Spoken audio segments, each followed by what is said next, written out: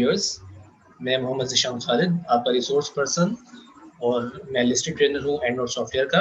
और इस video tutorial के अंदर मैं आपको ये बताऊंगा कि आप किस तरीके से एंड नोट सॉफ्टवेयर के अंदर अपनी लाइब्रेरी यानी कि एंड नोट की लाइब्रेरी क्रिएट कर सकते हैं।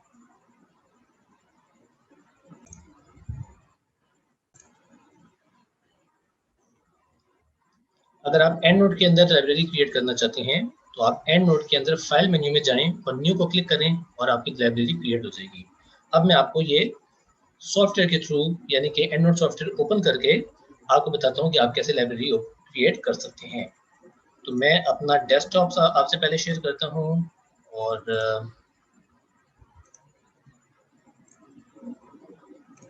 फिर हम जाके एंड नोट को सर्च करते हैं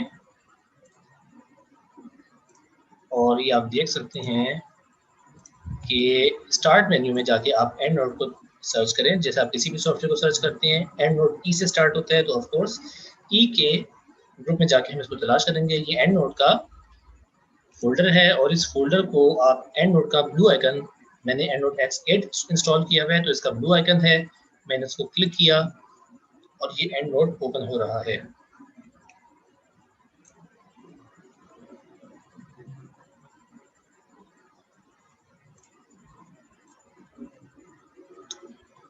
ये आपको साथ ये कहेगा कि एंड नोट का न्यू वर्जन आपके पास है अपडेट, तो आप इसको राइट नाउ इसको डिलीट कर दें, कैंसिल कर दें, सॉरी आप कैंसिल को क्लिक करें क्योंकि इसके लिए फिर आपको इसका न्यू वर्जन बाय करना पड़ेगा।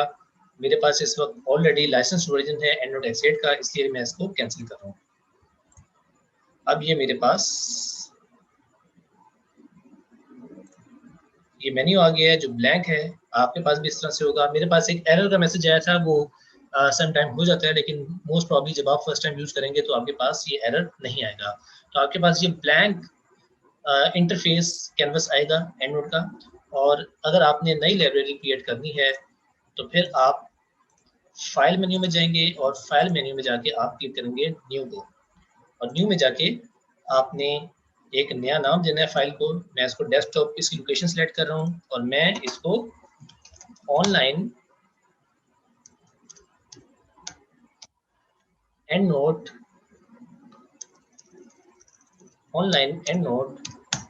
कोर्स के नाम से सेव कर रहा हूँ और डेस्कटॉप पे सेव कर रहा हूँ। वैसे आपको पता है कि डेस्कटॉप के ऊपर नॉर्मली रिकमेंडेड नहीं है कि आप कोई सेव करें क्योंकि वो सी ड्राइव होती है। मैं चूंकि प्रैक्टिस सेशन करवा रहा हूँ और मैंने इस फाइल को डिलीट कर देना है, इसलिए मैं इसको डेस्कटॉप पे सेव कर रहा हूँ। अदरवाइज अगर आपने अपना कोई थीसिस या रिसर्च पेपर के लिए एंड नोट की लाइब्रेरी क्रिएट करनी है तो ऑफ कोर्स आप इसको अपनी डी या ई ड्राइव के अंदर या उस फोल्डर के अंदर सेव कर लें जिसमें आपका रेलेवेंट रिसर्च पेपर या थीसिस से रेलेवेंट डेटा है। तो देन अब आप इसको क्लिक करें सेव को, तो आप देख सकते हैं कि ये नई लाइब्रेरी क्रिएट हो रही है, बल्कि क्रिएट हो गई है।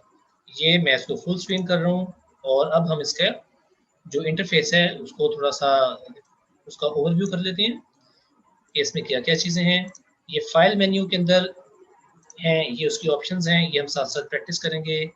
फाइल है, एडिट है, रेफरेंसेस हैं, ग्रुप्स हैं, टूल्स हैं, ठीक है। तो ये इसका टॉप के ऊपर इसका रिबन है, लेफ्ट साइड के ऊपर भी इसका पैनल है जिसमें आप ऑल रेफरेंसेस देख सकते हैं। ऑफ कोर्स इनकी डिटेल अभी बताने का ज़्यादा फायदा नहीं होगा अनटिल कि हम इसको आगे जाके प्रैक्टिस करें। तो ये जस्ट एक इसकी विंडो का एंड नोट की लाइब्रेरी की एक विंडो है जिसका मैंने आपको ओवरव्यू देना था।